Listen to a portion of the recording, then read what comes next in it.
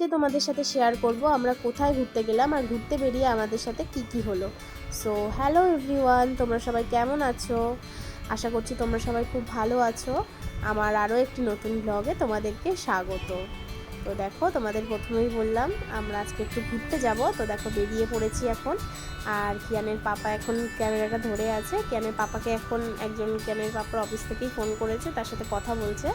আর দেখো, রাস্তায় যেতে যেতেই এত সুন্দর একটা ভিউ, কি বলবো, গাছের এখানটায় খুব সুন্দর লাগছিল দেখতে। ওখানে কিছু ফটো আর ভিডিও নিয়ে নিলাম।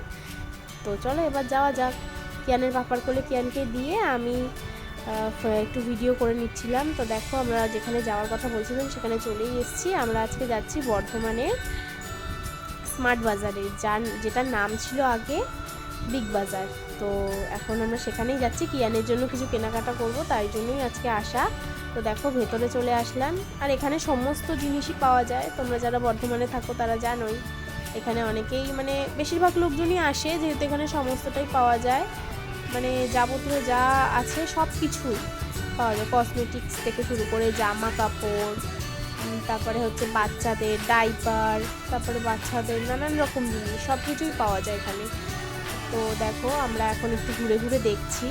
তো দেখো, সামনেই চোখ পড়লো এই বলগুলোর দিকে, কি সুন্দর লাগছিলো দূর থেকে দেখে। ভাবছিলাম কিয়ানের জন্য একটা নেব, কিন্তু এখানে বলগুলোর দাম একটু বেশি বলছিল।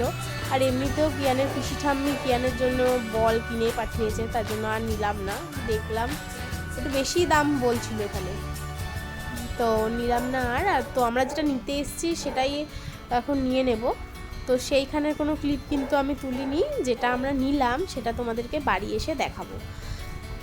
মানে এখানে দেখো, ফল সবজি সব কিছুই পাওয়া যায়, সব কিছুই এখানে রাখে আছে। তো আর আমার ভয়েসটা সবাই একটু ইগনোর করে যেও, কারণ আমার প্রচণ্ড ঠান্ডা লেগেছে। কিন্তু এই ভিডিওটা অনেক দিন থেকে পড়েছিল, তাই ভাবলাম যে ভয়েস ওভারটা দিয়েই দিই, তার জন্যই ভয়েস ওভারটা দিতে বসলাম আজকে। তো দেখো, কিয়ানের পাপা এখন ওপরে যাচ্ছে। আর কিয়ান তো খুব খুশি, কিয়ান তো বাইরে বেরোলেই খুশি। ও ঘুরতে প্রচণ্ডই ভালোবাসে, ওকে নিয়ে ঘোরালে ওর আর কিচ্ছু চাই না। ওর মানে ওর খিদেও পাবে না, আর ও কোনো কান্নাকাটি কিচ্ছু করবে না। আর এখন আমি কিয়ানকে কোলে নিয়ে নিয়েছি, মাঝে মাঝে কিয়ান পাপার কোলে যাচ্ছে, মাঝে মাঝে আমার কোলে। তো দেখো, এখন ওপরে যাচ্ছি। আর এদিকে হচ্ছে বাচ্চাদের খেলনা, বেশিরভাগই দেখলাম মেয়েদেরই খেলনা ছিল এখানে। কিয়ানের জন্য সেরকম খেলার কিছুই নেওয়া হয়নি, দরকারি জিনিসই নেওয়া হয়েছে। আর এখানে পাপোশ ছিল, দেখছিলাম, খুব একটা এখানে পছন্দ হচ্ছিল না, শুধু দেখলাম এখানে। তো দেখার পরে এরপরে আমরা আবার ওপরের দিকেই যাচ্ছিলাম, কারণ ওপরের দিকে জামা কাপড় ছিল। তো জামা কাপড়ের ওখানে যেহেতু আমরা নেবো না, তবুও ভাবলাম যে এসছি যখন একটু ঘুরেও যাই আর তোমাদের সাথেও শেয়ার করি। তো তোমরা যারা বর্ধমানে থাকো, কারা কারা এখানে এসছো একটু কমেন্টে বলো। তো দেখো, এবার আমি নিজেকেও একটু তোমাদেরকে দেখিয়ে দিলাম, তোমাদের সাথে শেয়ার করলাম একটু। দেখো, জামা কাপড়গুলো বেশ ভালোই ছিল, কোয়ালিটিটা ভালোই। তো এখন আমরা বাড়ি যাব, তাই লিফটে উঠে গেলাম। দেখো, আমরা বেরিয়েও গেছি, কিন্তু দুর্ভাগ্যবশত আমরা বাড়ি যেতে পারলাম না, কারণ জোরে বৃষ্টি নেমে গেছে, ঝড়। দেখছো গাছটা হেলে পড়েছে পুরো।